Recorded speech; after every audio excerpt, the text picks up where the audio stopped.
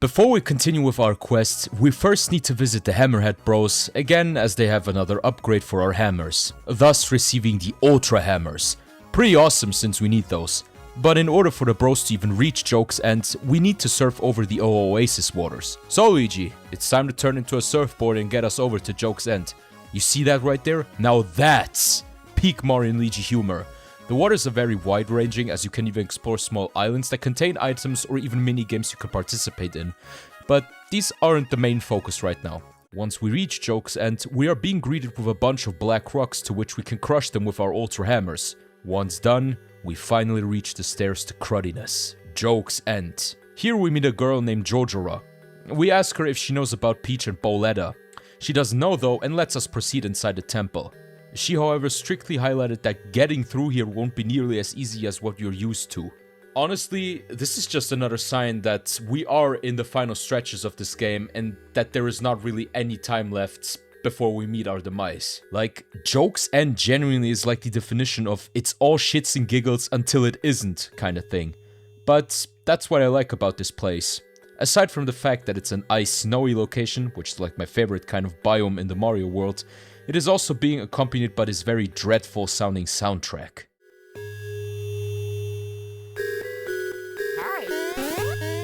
Man, just listening to it makes me shiver. So, this place here is actually really huge. There are lots of enemies and lots of puzzles to solve. The way this works is that you need to solve certain riddles in order to progress on the upper floors. Here, you need to bring the stew to a boil, as it will eventually create a whirlwind where you can use the spin jump and get over on the platform of the other side. I'm honestly fascinated how these different rooms are designed and how they complement each other to where it makes sense for them to coexist. Heck, all of these rooms are connected to that one puzzle you need to solve in order for you to prevail. This is an important design factor you just need to look out for when you develop games like these. Now, I'm not trying to be a smartass, but developing these kind of dungeons are very hard to begin with. And I'm honestly impressed how often Alpha Dream was able to pull that off in this game, even if it's just 2 to 3 times. Of course, what I didn't like about this place is that there are a bunch of fights to do if you want to be left alone while doing the puzzles. Honestly, that is how I always proceed when I'm in a dungeon filled with enemies. I just knock them down and I just proceed as usual. Besides, we're in the endgame now. Of course, a bunch of enemies are gonna spawn and try to stop me. I think if there's one thing that I need to compliment this dungeon, then it's especially how it tries to use both brothers individually. Maybe I might be reading too much into it, but I feel like this section of the game is supposed to be about showing how big your resolve is in saving the princess. Or, you know, testing your siblings' bond with how far you can get when you're on your own. I honestly don't want to philosoph about it too much, as I want to cover these type of subjects in a different video format, but do know that there is a lot more meaning to this place than just a simple dungeon to solve. Anyway, back to topic. We arrive at this place where we have to use all of our overall techniques that we learned during our journey in order to proceed. Sometimes Jojora would come and mock us in any way possible. However, the bros stay stoic like the Giga Chads they are, and we eventually reach the top of Joke's End. Here, we meet up in a warm and cozy room with Jojora and one of her friends to our tea party. We then get to decide who we want to call. Choclissa is like the most canon answer you could give. While she looks a bit on the rough side, she seems to be very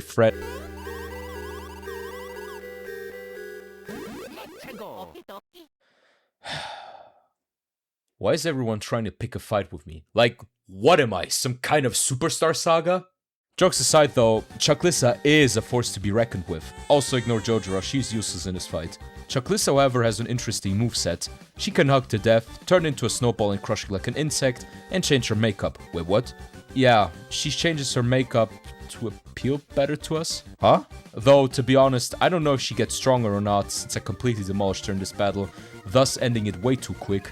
I think the effectiveness of the brands are changing, previously being weak against the Fire brand, and after the makeup being weak against the Thunder brand. But yeah, the fight is only about smashing her with your bros moves hard enough, giving us another win and put Jojora to flight.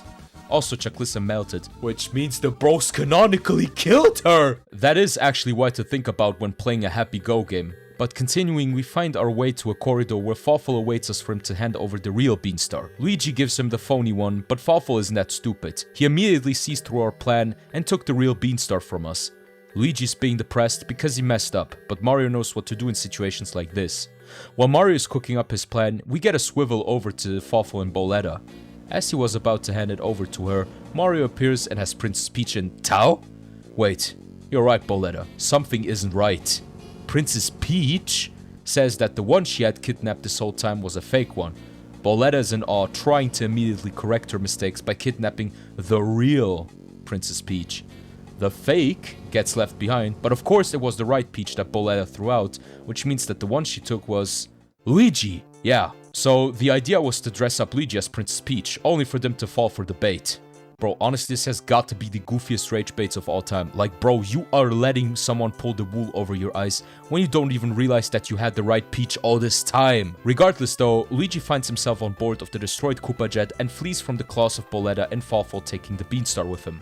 Boletta doesn't seem to be in the worst mood though, as she suddenly decides to go to the Mushroom Kingdom? Like, what? Literally jumping ship with Peach dressed as a parachute, Luigi hands the Beanstar over to Peasley, but falls down in the action, missing the mark of the landing site that's been prepared by Mario, Peach, and Toadsworth.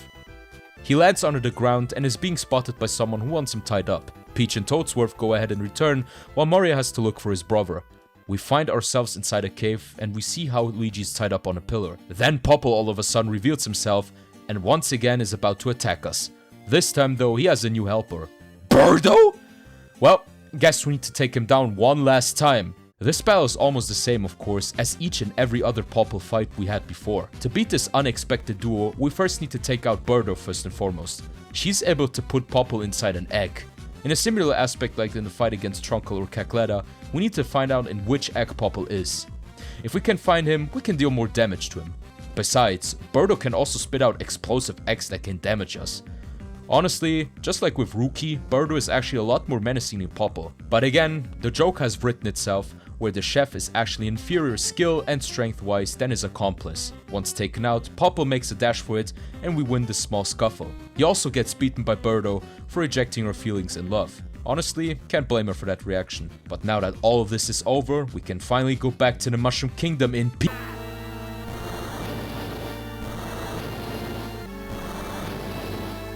Well, maybe optimism isn't always an option. So, once again, the town has been attacked by none other than Boletta and Fawful, who took over Bowser's castle this time to attack us directly. But there isn't just bad news. Peach and Toadsworth were evacuated to Little Fungi Town, and since long-time experiences always pay off, the bros can handle Bowser's castle like they always did in the past.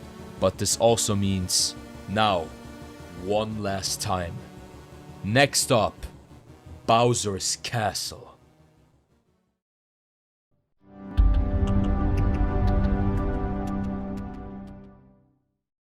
You know, this whole setup from Joke's End up until now has been so good that it's been probably one of the best setups you can have in a Mario game. Regardless of how well Mario RPGs excel in story inside of their own IP, I just think it's been done genuinely well. It's been kept so simple, yet here we are being crazy about how we are about to go up and beat Boletta and Fawful once and for all. The question is though, how do we get up? Well, the Blablanodon is a huge help here. With him, we can finally fly up to the castle and put an end to this. We then get hit by a cutscene of Boletta and Fawful sending out the Koopalings. Yes, the Koopalings, all 7 of them. They had their first appearance in Super Mario Bros. 3, and aside from there, and even Super Mario World, which by the way, their designs are literally inspired by SMW. Not only that, but some of their minigames are also Easter eggs from World. Like for example, Wendy's minigame where you have to hit her when she shows her head outside of the pipe is literally a reference to her boss fight from Super Mario World, but one after another. The way this final dungeon is built is that we need to enter each of the Koopalings rooms and solve some of their puzzles, doing some platforming and defeat a bunch of Bowser's minions. We then enter the room where they are hidden away and have to solve their respective challenges. Iggy's challenge is to get him with our controls being twisted. The next one is being Morton, where we need to dodge his shockwaves. Pretty easy. Next up is Lemmy. He's shadow cloning himself. This means we have to find the right one. And no, there are no visual differences in each of these doppelgangers, so you have to completely guess. Though, correct me if I'm completely wrong if there is actually one. Number 4 is Ludwig, and here we just need to dodge him until he's had enough and wants to throw a tantrum at us for beating him at his own little game. The 5th one is Roy. Yeah, that one is a bit different, because you first hit the bros block and then you need to leave his room because he just disappears, only for him to reappear outside of his room and try to beat us there. The 6th one in Tau is Wendy. As she hides inside the pipes, we need to separate the bros from each other and hit her on the right and left, so that we can corner her in the back. Finally Larry. He basically just plays tennis with us until he's had enough. As you can see, they are all unique in their own ways, and for the longest time, I actually thought they would have had their first appearance in Mario Luigi Paper Jam inside this franchise, but no, it was actually in Superstar Saga. What I love about their implementation in this game is how fitting their behavior is. Iggy and Lemmy being the crazier ones, Morton and Roy being the brutes of the bunch, while Ludwig is the smartest one, and Larry and Wendy being more or less athletes or the technicians. It's crazy how subtle but pretty much lore accurate it is. I mean, it's even reflected in her battle styles, which just strengthens my point. One is using his tennis racket to beat me up, the other one uses shockwaves to make me lose my balance, and another one uses rings to choke the life out of me. I feel like this is where the Koopalings actually started to, gain recognition from Nintendo themselves, because aside from Superstar Saga and, the two other 2D Mario games, SM3 and Super Mario World, yeah, they just kinda went MIA for a couple of years, but then came completely back for New Super Mario Bros. Wii, only for them to reappear over and over and over again. To the point that I just got sick of them seeing, but yeah, that's besides the point. Once we defeated all 7 of the Koopalings, we finally get to face Bola... Oh, never mind. We first have to get through Fawful, who is in his pajamas. I mean, if that's his fighting suit, then be my guest. But yeah, this fight is a bit on the more disturbing side. I mean, just look what moves he pulls out. First he hides inside that capsule of his, then he shoots out some weird plasma bolts trying to hit us. Bro also shoots laser beams like it's nothing. But hey, we just need to heat up his capsule and he'll come out of it, making it easy for us to beat him. Yeah, this boss fight isn't really difficult in particular, even if I went game over once during my playthrough, because I was too proud to give some healing items to the bros, but that's besides the point. After Fawful's defeat, he tries to stop us with one last attack, when suddenly Peasley arrives and stabs him like crazy. Like, bro, why do you gotta do him like that? But Fawful somehow knows how to defend himself and attacks Peasley back. Well, all of this so that Mario and Luigi could send him flying, never to be seen again, right? I mean, it would be impossible for him to survive that crash after all. But now, there is only one more thing left to do for the bros, and that's to battle Boletta, who's been causing way too much trouble for a while now. So here we are, the final boss of the game.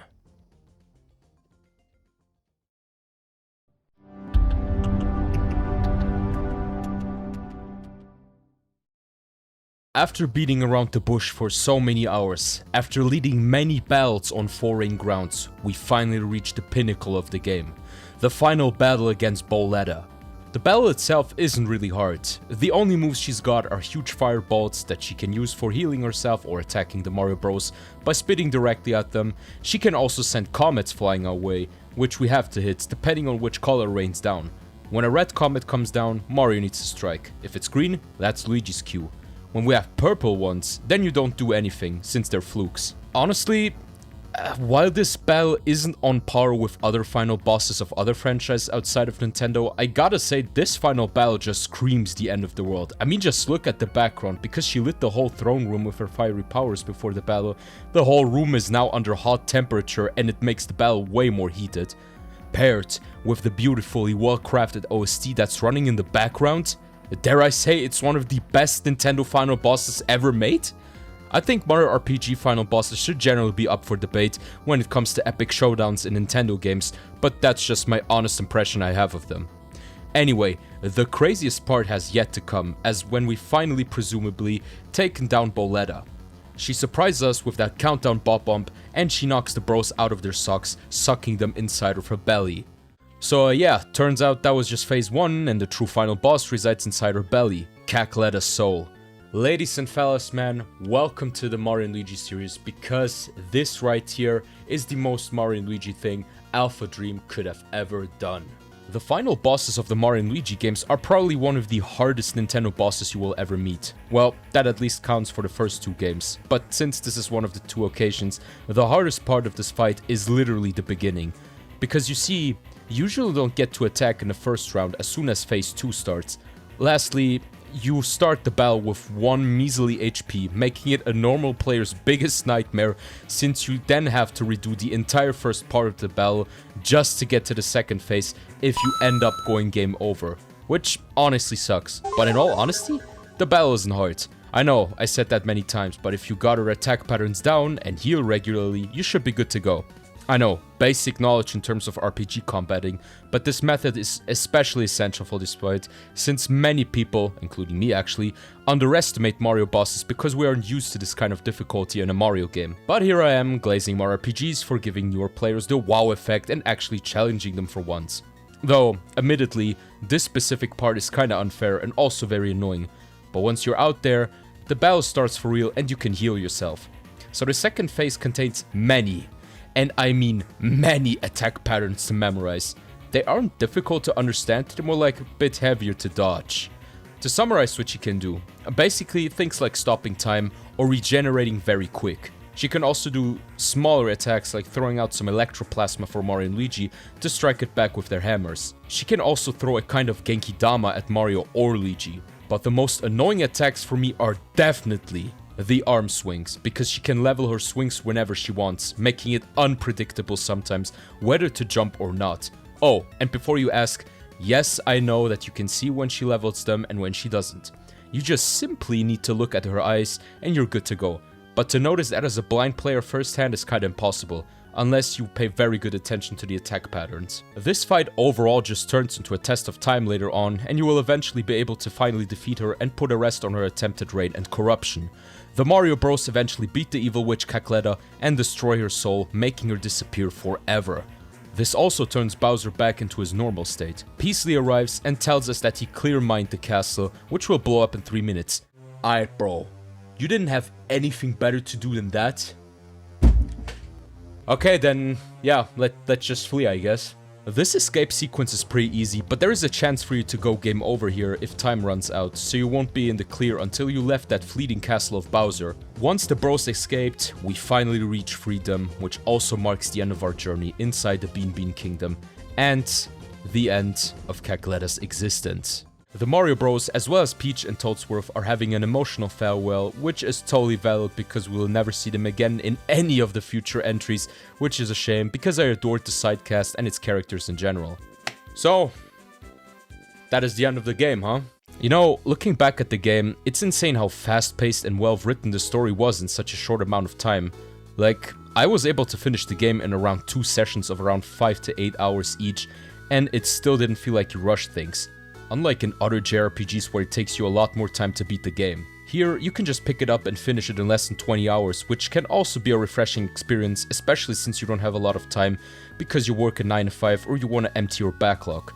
But yeah, overall, this game was a huge blast and I would consider it a perfect game because it nailed basically everything.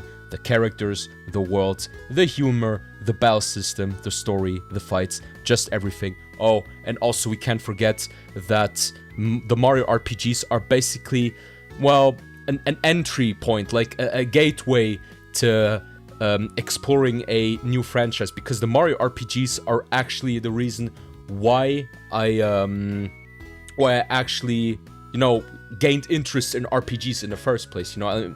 Like, Mario RPGs aren't the only Mario RPGs I play. I even, you know, stepped foot inside the Yakuza series. It's one of my favorite series. I'm currently playing through the game. It's awesome. But yeah, that's besides the point. But yeah, guess up next is Mario and Luigi Partners in Time, eh?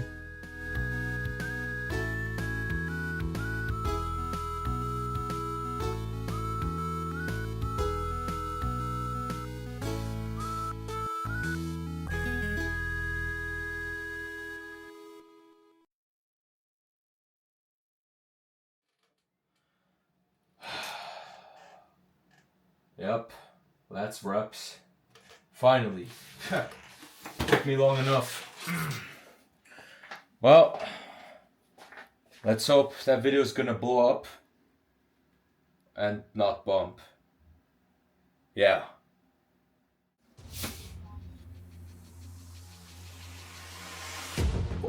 Another letter?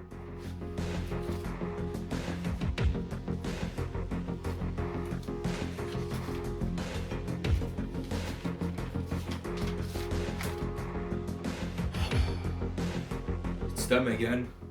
Alright, what does it say?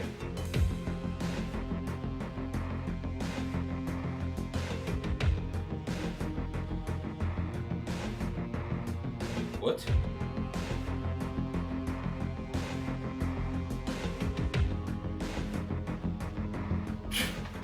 This Bullshit. As if I'm gonna believe in that guy. Oh well.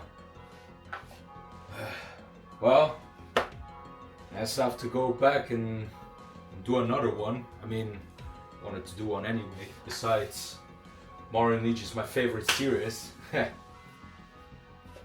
Well.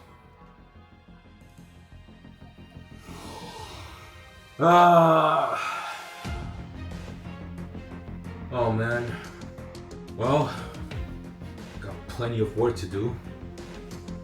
But I do wonder, what are they?